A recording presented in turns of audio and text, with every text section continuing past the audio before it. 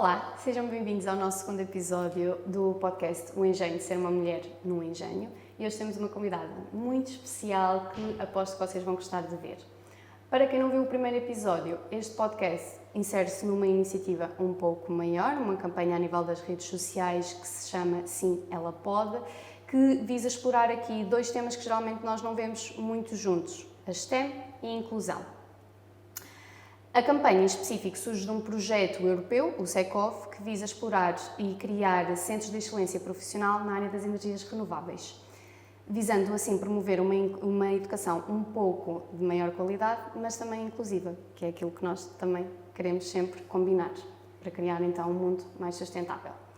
Hoje, como vos disse, temos uma convidada muito especial, é a Beatriz, e a Beatriz, espero que não se importem, eu vou ler. A Beatriz tem um percurso marcado pela Bioquímica, encontrando-se atualmente no terceiro ano do programa doutoral em Química Sustentável. Neste momento, o projeto incide-se sobre novas abordagens terapêuticas para a doença de Parkinson. O que é engraçado é que a Beatriz é também uma mulher de vários mundos, sendo que tem uma presença muito significativa no escotismo e que vamos explorar também um pouco mais à frente. Bem-vinda, Beatriz. Obrigada. Eu sou a Márcia. Eu sou a Diana. E vamos ser as entrevistadoras e moderadoras desta entrevista. E juntas vamos entrar então neste desafio para explorar, consciencializar e também movimentar aqui a questão da indústria e da educação para um mundo mais inclusivo e mais sustentável nas STEM. Ao contrário do episódio anterior, neste segundo episódio vamos fazer aqui uma dinâmica um bocadinho diferente. Vamos começar por um quebra-gelo para aliviar aqui um bocadinho o nervosismo e também ultrapassar aqui um bocadinho as formalidades. Nós preparamos um quebra-gelo, é uma dinâmica que consiste em duas opções e a Beatriz vai escolher qual é a opção com que mais se identifica. Vamos a isto? Vamos a isso. Portanto, a primeira pergunta. Publicar artigos ou dar aulas? Dar aulas. Dar aulas, boa. Segunda, escotismo ou bioquímica? Ui, difícil. Muito difícil. Vou ter que dizer escotismo porque o escotismo entrou na minha vida antes. Não é sério, exato. Terceira pergunta, fazer experiências no laboratório ou na cozinha? No laboratório. No laboratório. Quarta pergunta, controle de qualidade dos alimentos ou de produtos farmacêuticos cosméticos? De produtos farmacêuticos cosméticos. E, última pergunta, trabalhar em silêncio num laboratório durante horas ou apresentar um projeto científico na televisão nacional? Ai, acho que essa foi a mais difícil.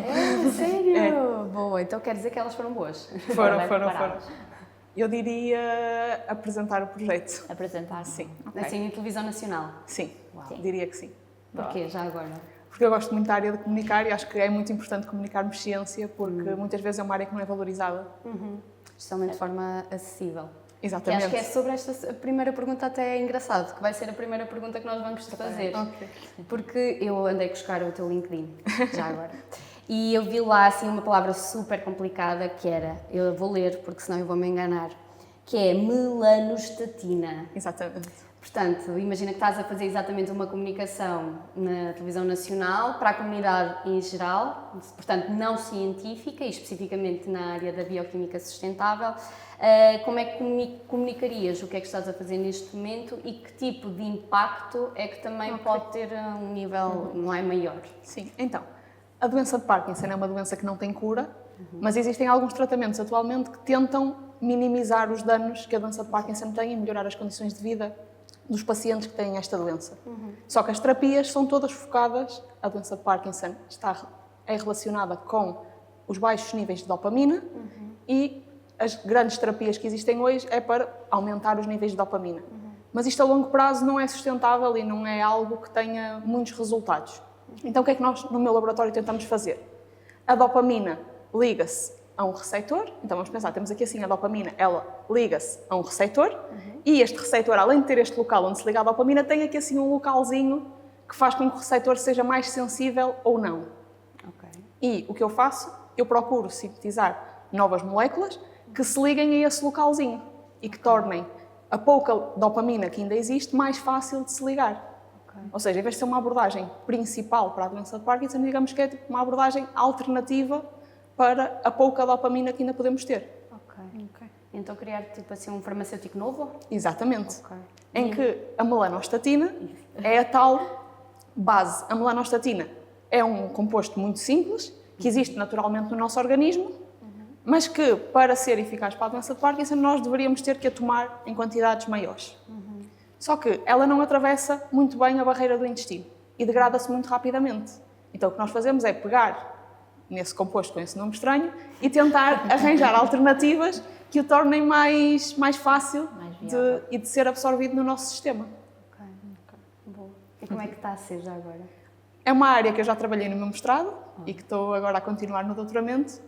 Claro que é muito complicado, porque já sabemos que a investigação em Portugal, seguir assim depois para grande escala, é algo que é muito complicado, mas nós estamos a ter resultados muito promissores. Boa. Aliás, o meu grupo de investigação, o ano passado, publicou uma patente. Boa.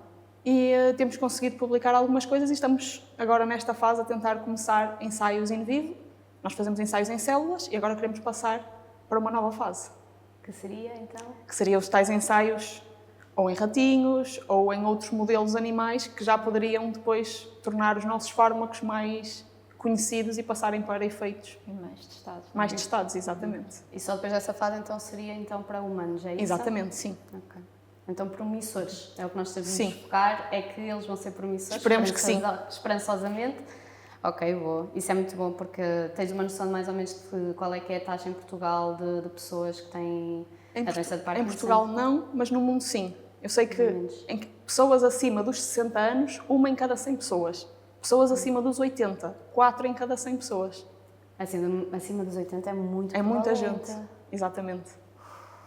Sim, É a que nós- população cada vez está mais envelhecida, portanto, Sim. mais casos ainda existem neste momento. E assim, e a doença de Parkinson, apesar do meu grupo ser algo em que já trabalhava há muitos anos, a mim é algo que me diz muito e eu escolhi esta área especificamente porque o meu avô tinha Parkinson, então para mim tem assim um gostinho especial poder dar um contributo nesta área. É engraçado, vou só dizer uma última coisa, caso tenhas alguma coisa a dizer, Márcia. Porque geralmente, pelo menos falo da minha perspectiva, quando eu ouço falar em bioquímica sustentável, eu penso coisas muito complicadas e certamente serão muito complexas e tenho alguma dificuldade depois em traduzir isso na vida real. Nós sabemos que está em todo o lado, não é? Em tudo, é quase como a política, está em todo o lado, mas quase até nós conhecermos alguém ou estarmos em contacto e estarmos no terreno e sabermos exatamente no que é que isso se traduz. Sim. É engraçado então vermos que realmente tem uma ligação muito forte com o coisas nosso do dia a dia. Exatamente. Acaba por ser uma área muito abrangente, portanto, Sim, e há sem aqui dúvida. várias facetas da mesma, não é? Isso foi aquilo que vocês falaram, desde a área alimentar, a área da cosmética, a área da farmacêutica, tudo envolve química, bioquímica e principalmente a parte da sustentabilidade também, que cada vez mais é algo importante e que tentamos Incluir. trabalhar um bocadinho, claro. Sim, mesmo estas questões sociais, né? As questões ambientais, Sim. portanto, acabam por ter mais... Tem de mais andar relevância. de mão em mão, não é? Sim. Sim, duas. porque assim, o trabalho em laboratório muito dificilmente é um trabalho 100% sustentável. O que nós tentamos é, dentro do mal, Minimizar. tentar minimizar os danos ou tentar de alguma forma compensar danos. Claro. Claro. Ok. Boa. Dou por terminar a minha pergunta. E eu avançava aqui para agora uma outra questão.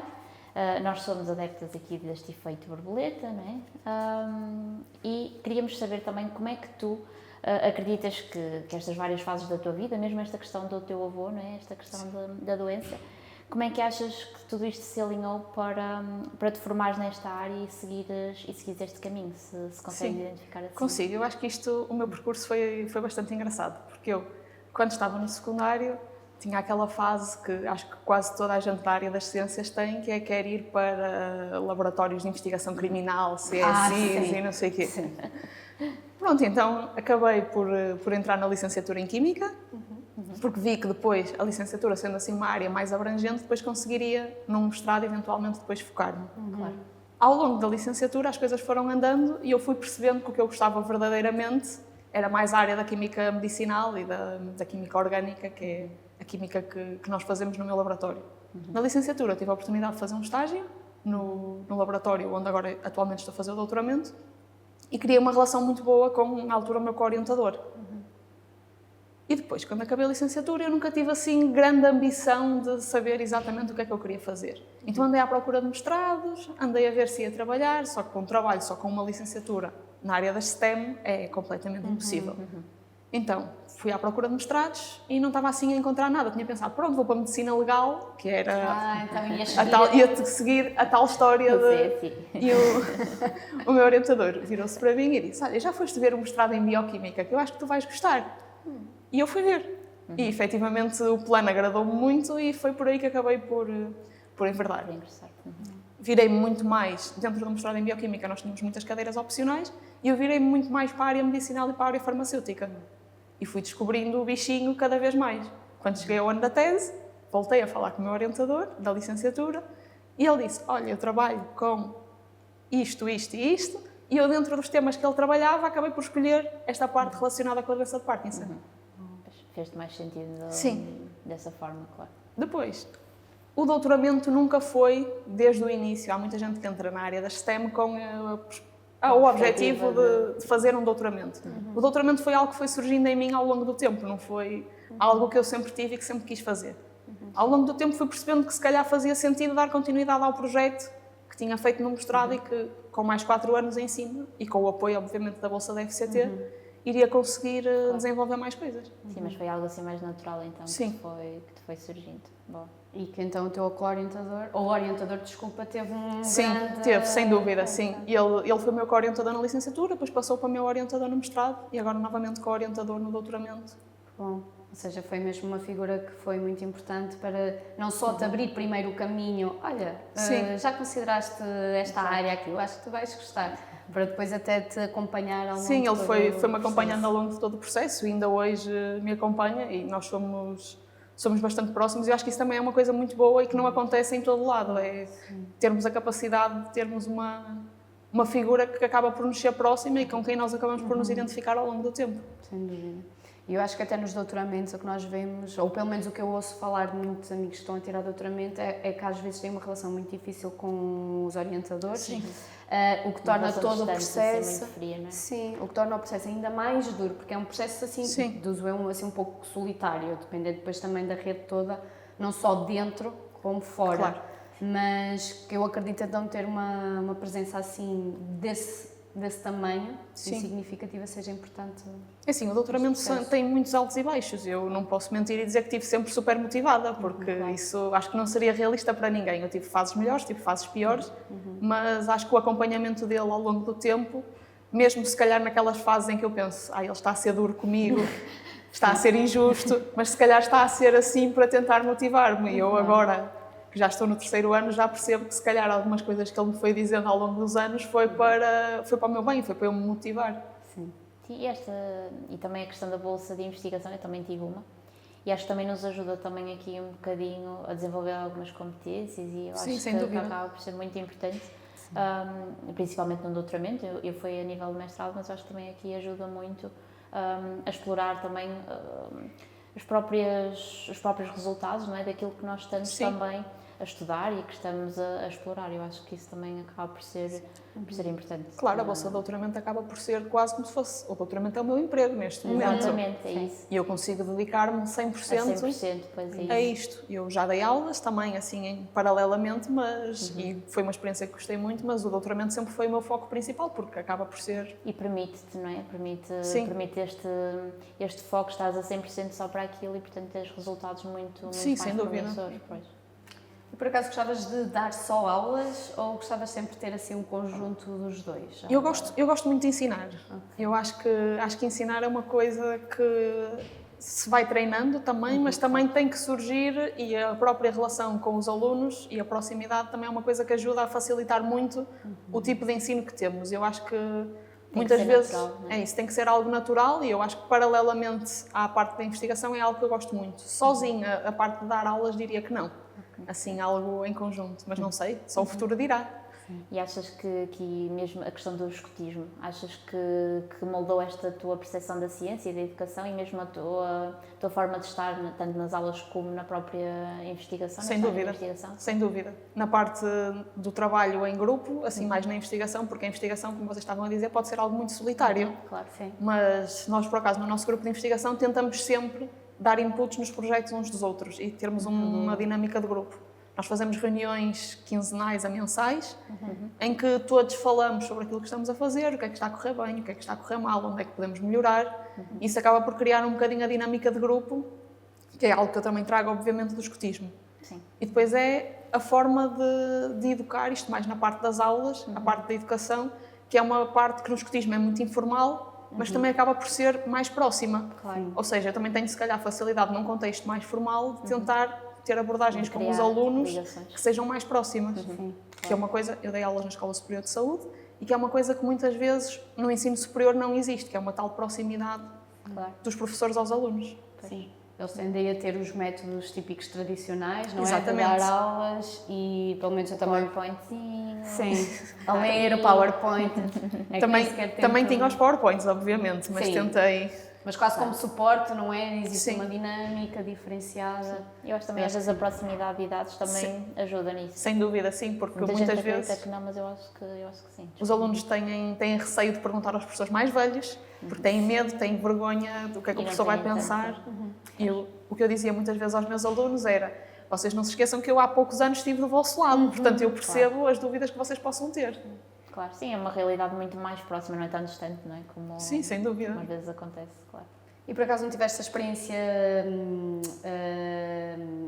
não é, a contrária? No sentido que se alguma vez sentiste medo ou sentiste alguma relutância da parte dos alunos daí, claro. por causa da proximidade de proximidade. idades? Não, acho que não. Por boa. acaso não. Senti sempre.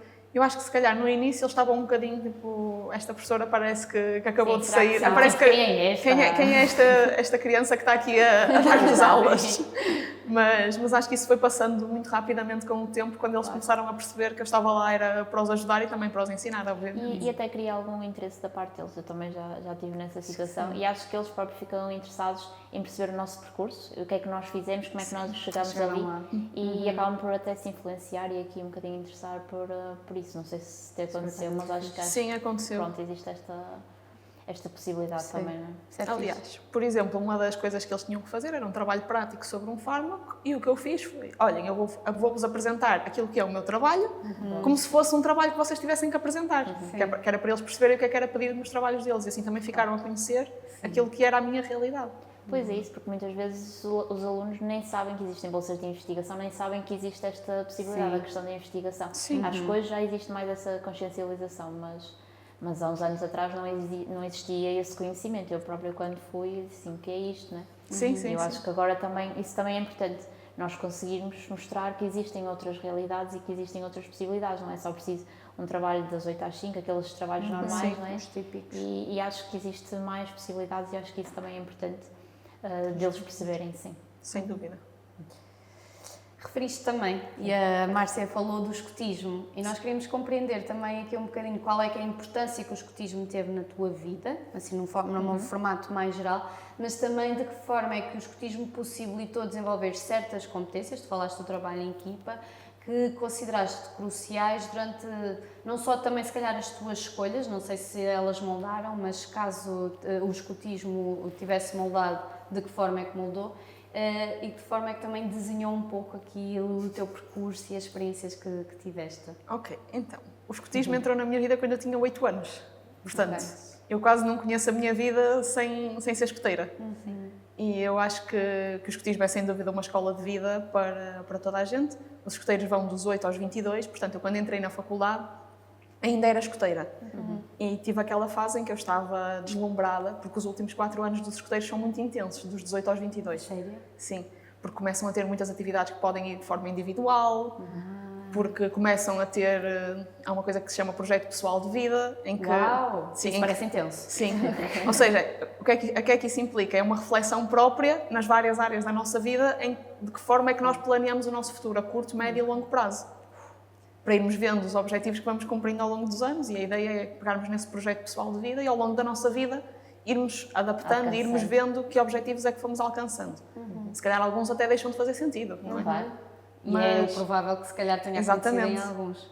Mas acho que é uma coisa muito gira e muito intensa. E eu acho que vivi esses anos do escotismo muito intensamente. E no início, na licenciatura, eu devo admitir que me descuidei um bocadinho, porque o meu grande Claro, foco passou a acho que ser não é natural, não é? passou a ser os escoteiros e E deu-te outras competências que a licenciatura se calhar não dá, não é? Sim. Não é? E eu devo admitir que na licenciatura em Química o primeiro e o segundo ano foram muito intensos e eu andei um bocadinho ali desmotivada. Será que desisto? Será que afinal isto não Será é que para é mim? isto? Pois. Mas lá está, tive o tal projeto pessoal de vida que me tentou guiar e eu tentei guiar-me por, ok, o que é que eu vejo a longo prazo a fazer-me. E isso foi uma ferramenta que se calhar se não fossem os escuteiros eu até tinha desistido do curso. Claro. Sim, é aquele apoio, não é? Acaba por ser Sim. um apoio e talvez... Que é uma coisa que tanto pode ser algo escrito como pode ser algo pensado, algo... mas é um apoio que eu fui tendo e que fui percebendo que, ok, se calhar isto faz sentido, eu tenho que ser resiliente, porque a ciência também é isso, uma pessoa tem que ser muito resiliente. Claro que sim. Ainda por cima vamos ter muitos resultados, digamos assim. Eu imagino fazer uma investigação e todas as hipóteses nem sequer ir para um lado, nem sequer ir para o outro. Ou seja, nem possibilita ali uma conclusão que nós, se calhar, nem ou que gostaríamos e que temos, Sim. nem ao contrário da mesma.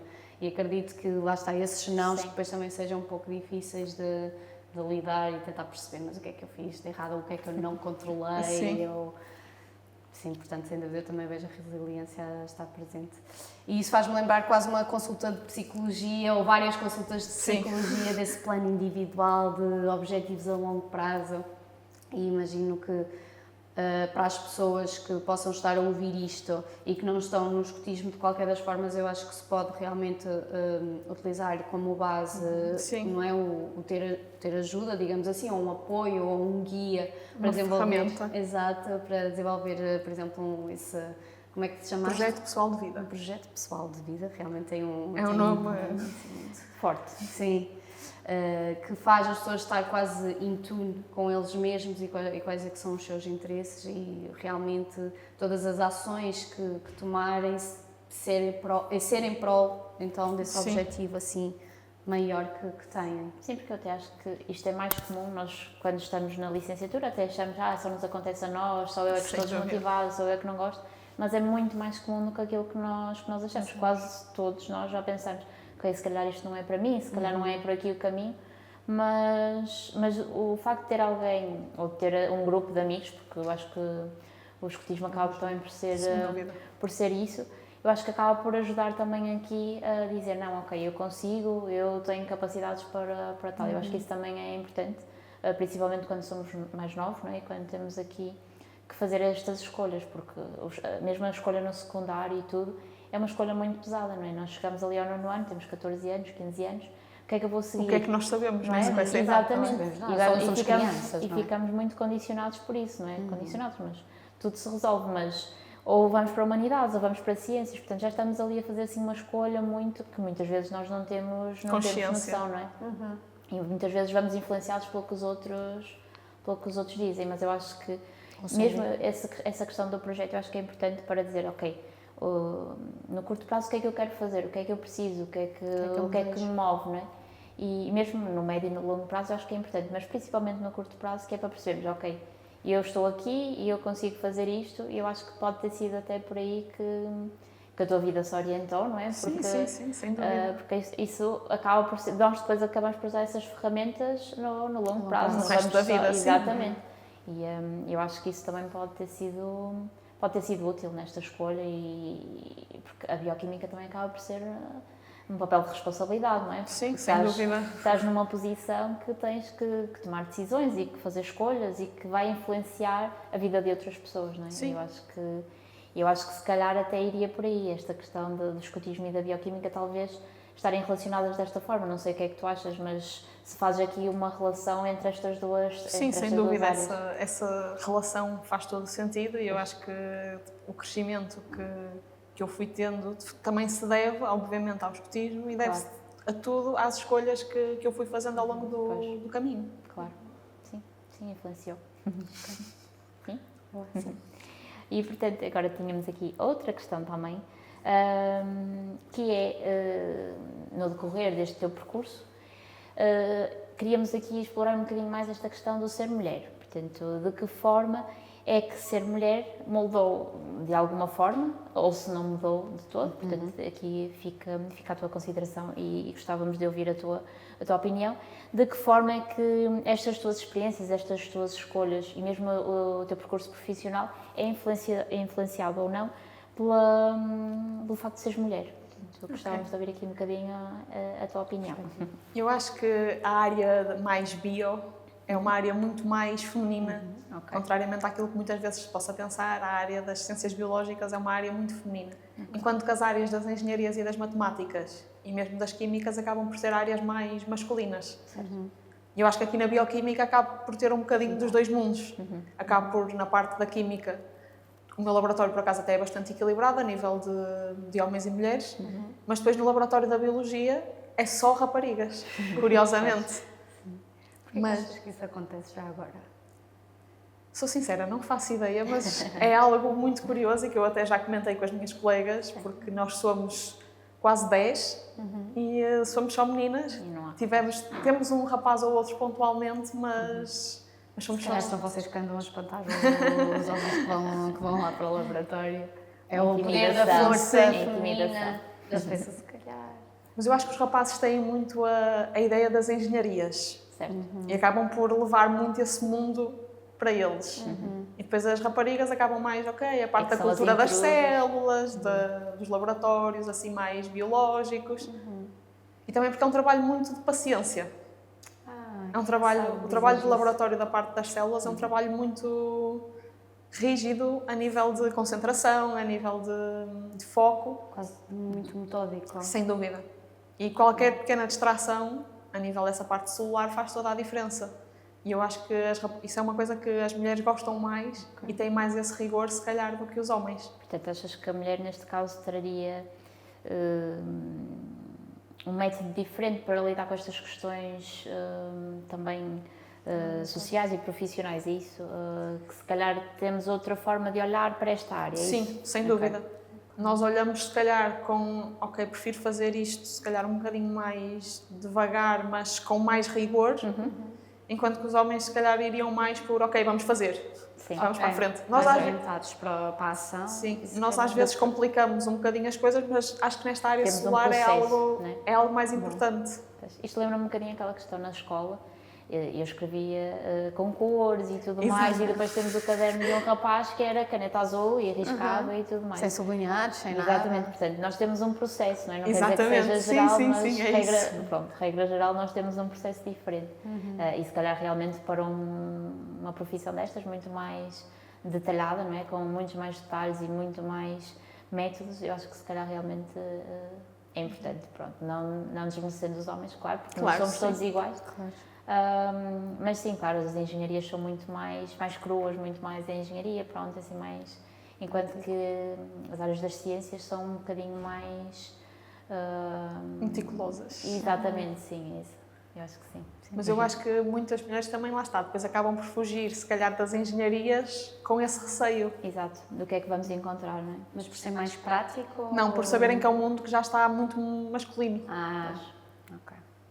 Dirias, falaste muito de agora, eu acho que as mulheres têm mais paciência, são mais metódicas, são mais, se calhar, de planeamento, de organização. Achas que isso se nasce assim ou se cresce assim já agora? Eu acho ou que, um pouco dos acho que um pouco dos dois, se calhar. Eu acho que, obviamente, somos influenciados pela sociedade que nos rodeia e acho que não há como negar isso. Claro. Mas acho que, se calhar, também temos alguma predisposição maior nesse sentido. Nós, biologicamente, somos diferentes, a verdade é essa. Nós temos, obviamente, os mesmos direitos, ou deveríamos ter, mas, biologicamente, se calhar temos mais predisposição para umas coisas e mais facilidade em algumas áreas e os homens, se calhar, mais facilidade noutras. Sim, eu acho que está tudo bem com isso, não é? Eu acho que aqui não estamos a negar que toda a gente pode ser o que quiser, não é? Mas que realmente tendemos a estar enviesados para certas áreas, mesmo as áreas sociais são maioritariamente marcadas pelas mulheres, sim. Eu acho que toda a gente, obviamente, pode ser o que quiser. Claro. E cada um tem direito a sonhar e a viver a vida que gostava e a ter o trabalho que gostava e tudo aquilo que gostava. Mas, se calhar, até há alguns que têm predisposição para isso e têm mais paciência para aprender do que outros. Eles têm que ser com um bocadinho mais de esforço. Exatamente, sim. Sim, é verdade. É verdade. Pronto, já agora neste tema de ser mulher, A ciência tem-nos dito que as mulheres estão a ser cada vez mais progressistas e os homens cada vez mais conservadores. E, portanto, eu queria perguntar de que forma é que tu vês que esta dissonância entre, então, as mulheres mais progressistas e homens mais conservadores, como é que vês esta dissonância ter impacto nas decisões e vivências de jovens mulheres em geral e especificamente dentro da STEM, que então, como disseste, há áreas mais marcadas ou existe um maior equilíbrio entre mulheres e homens, mas existe outras áreas onde realmente são quase... Sim, eu acho por são monopolizadas, não é? Monopolizadas mas eu acho que se calhar cada vez mais, lá está, como as mulheres estão cada vez mais progressistas, também cada vez mais se arriscam a ser aquilo que querem. E sem medo de, ok, vou para o desconhecido, mas vou. Vou com receio, mas vou. Certo. E acho que isso que é importante e acho que é muito bonito vermos que as mulheres estão a ter essa capacidade. Se calhar não todas, mas pouco a pouco acho que vamos lá e pouco a pouco acho que teremos STEM cada vez mais equilibradas. E se calhar também esta geração de homens e tudo mais já é diferente, já tem mais predisposição. Não sei se tu sentes isso também no teu local de trabalho, mas não existe tanto aquela questão de não, isto é para mim, não é para ti. Não sei se tu sentes isso. Portanto, se existe já este companheirismo também e se já não existe aquela ideia de isto é para homens, isto é para mulheres, não sei se Não, por acaso no meu laboratório não sinto isso. Acredito que se calhar haja gente que tenha essa experiência, mas no meu grupo nós somos todos bastante novos e temos muito a dinâmica da colaboração e não a dinâmica de isto é meu e tu ficas para aí com o que sobra. Sim, eu acho que a nossa geração também já está um bocadinho mais inclusiva nesse sentido. Pronto, já está mais predisposta a... Eu acho que depende muito. Eu acho que neste momento temos os dois extremos. Temos gente da nossa geração que aceita e quer tudo. Todos podemos tudo e acho muito bem. E depois temos o oposto em que estamos também a ter, se calhar, gente no outro extremo do conservadorismo e que...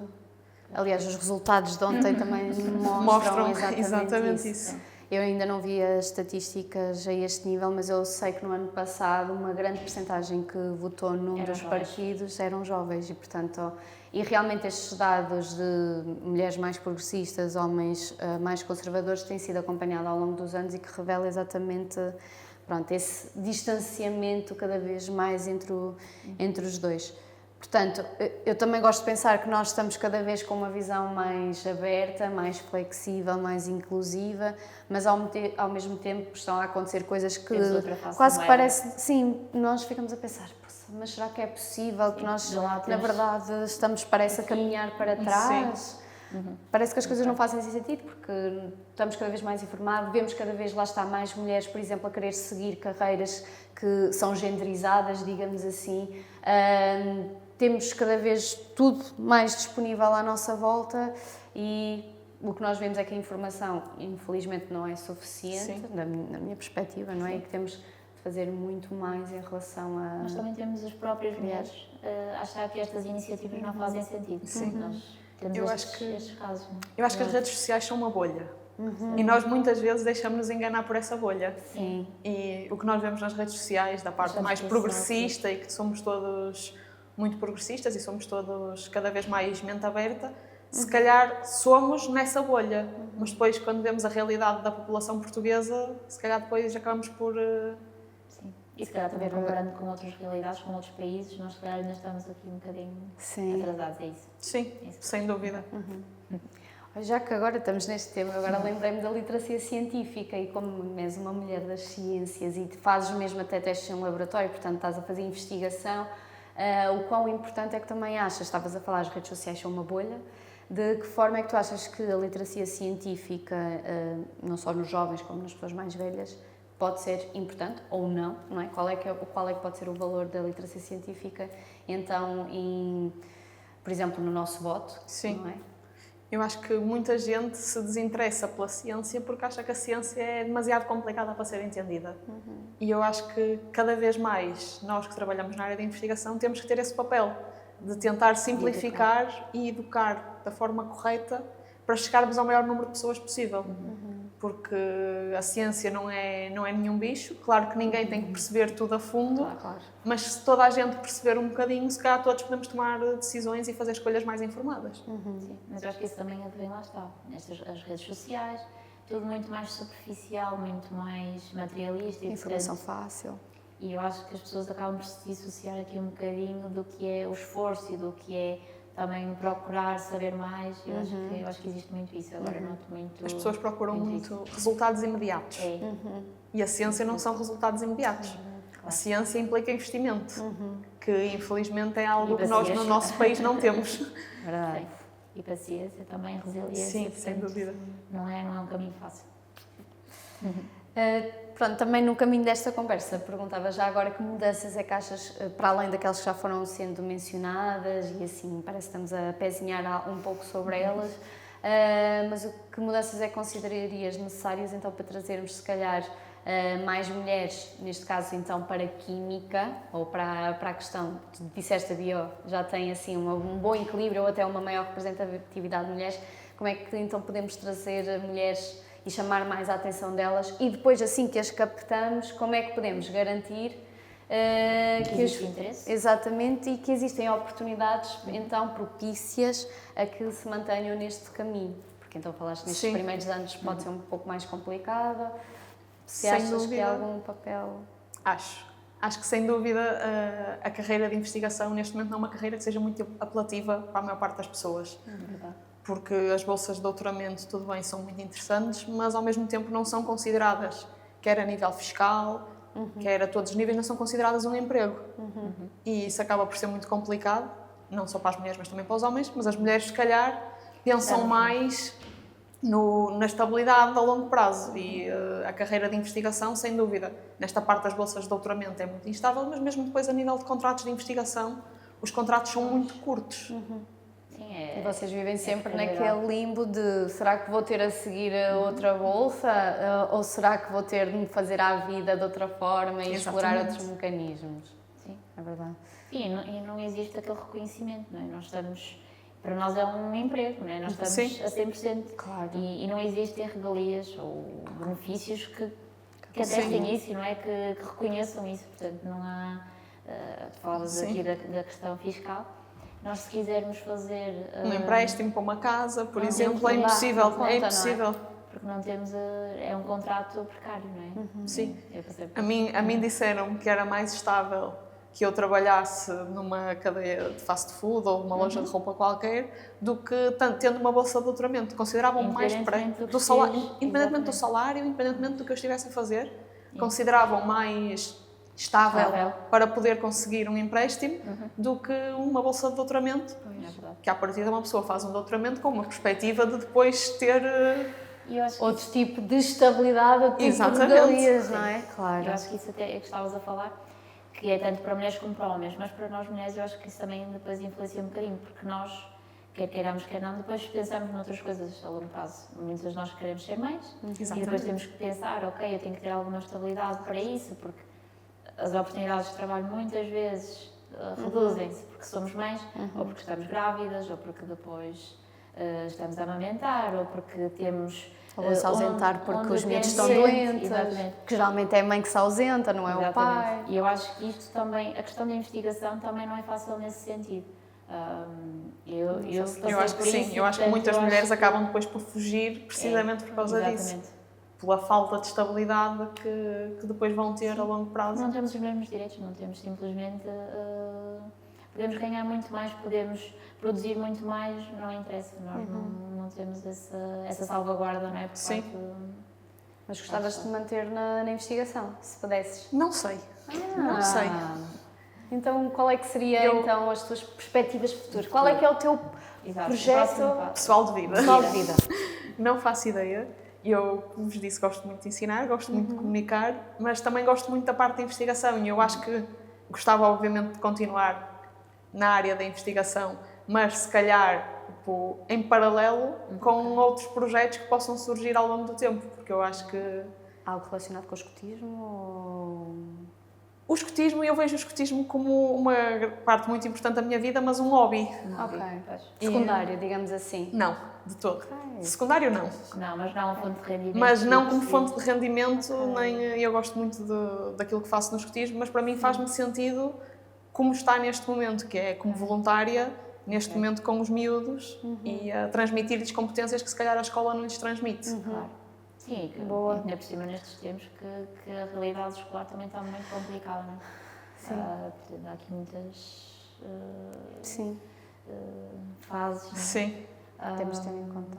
Sim, mas eu acho que eu percebo, porque mesmo a questão do ensino, a investigação fica sempre um bocadinho, ou melhor, a investigação existe, mas ficaria muito mais a nível secundário, se Sim. tu optasses aqui pelo ensino, não é? Eu gosto, lá está, são duas áreas que eu gosto muito e eu acho que não conseguia escolher uma em Pois. detrimento da outra. Mas eu uma acho que, depois, claro, uma vai se sobressair eventualmente relativamente à outra, mas eu acho que faz muita falta à investigação a parte da comunicação, claro, que é uma coisa que a mim me está cada vez mais a começar a dizer muito, que se calhar no início eu não pensava tanto nisso e que agora ao longo Agora do tempo está-me a começar a surgir que se calhar falta comunicarmos aquilo que estamos a fazer. claro. Daqui a uns anos vamos ouvir a Beatriz a dizer que começou no podcast e nós vamos poder vender o vídeo a dizer a Beatriz Para esteve aqui consciencializar. É verdade. no primeiro momento. Sim. Esperemos que sim, seria bom sinal, não é? Seria muito bom, claro. Sim, eu acredito que vais conseguir e se é esse o teu foco. E percebo a questão da comunicação e a questão Muito importante. de consciencializar as pessoas, porque acho que isso também falta muito, não é? Sim. O Falta conhecimento. fazer. Sim, eu acho que sim. Sim, senhor. Portanto, para a pergunta final, Ok. espero que estejas preparada. Não sei. Assim, para aquilo que tu sentes que é a primeira resposta, eu acho que deveria ser Sim, aquela o que teu instinto. tu segues. Ok. Sim. Portanto, nós falamos do sexto sentido nas mulheres, não é? Portanto, se isso for verdade, Exato. força nisso. A ciência diz-nos também que termos modelos femininos é muito importante para as jovens mulheres seguirem ou sentirem interesse em seguir as áreas STEM. Portanto, se pudesses deixar uma mensagem para outras Beatrizes de 17 anos, o que é que tu dirias? Não tenham medo, arrisquem e cheguem-se à frente porque vocês são capazes. Parece bem. Fogo. Já estou aqui. Eu do tipo, se fosse a Beatriz dos 17 anos, pronto, vamos lá a isto então. Acho muito bem. É esse o principal objetivo, é conseguirmos cada vez mais Influenciar que elas e- não tenham medo. Sim. E que depois se construem mecanismos para lá estar, manterem-se no... Não é no caminho que certo, mas no caminho então que queiram... Que lhes faça sentido. Exatamente, Sim, queiram sim, fazer. perceber, ok, não estou sozinha, não é? Um bocadinho aquela questão de não há limites, mas também não há outras pessoas já fizeram, portanto, nós somos capazes também. E se não tiverem feito, sermos nós Sim. a fazer. Sim. Estamos cá umas para as outras. É isso. A Raquel, que foi a nossa primeira convidada do podcast, disse mesmo isso, segurarmos-nos no crescimento umas das outras para continuarmos no percurso que consideramos que que é não é o mais correto, mas lá está o mais Não faz mais fitting, sentido. exatamente, Sim. na nossa vida. Portanto, eu acho que foi uma reflexão ali também que bateu certo com o nosso primeiro episódio. Obrigada. Obrigada, nós. Obrigada, Beatriz. E nós queremos agradecer à Beatriz por ter estado presente, queremos agradecer a quem nos estiver a ouvir e relembrar que este podcast faz parte da campanha Sim Ela Pode. Podem seguir no Instagram Sim Ela Pode e no LinkedIn Mind the Gap. E portanto estejam atentos porque teremos novas oportunidades, novos convidados e teremos aqui também novas dinâmicas que poderão ser interessantes. Portanto, obrigada e até à próxima. Tchau, podes deixar. Tchau. Obrigada.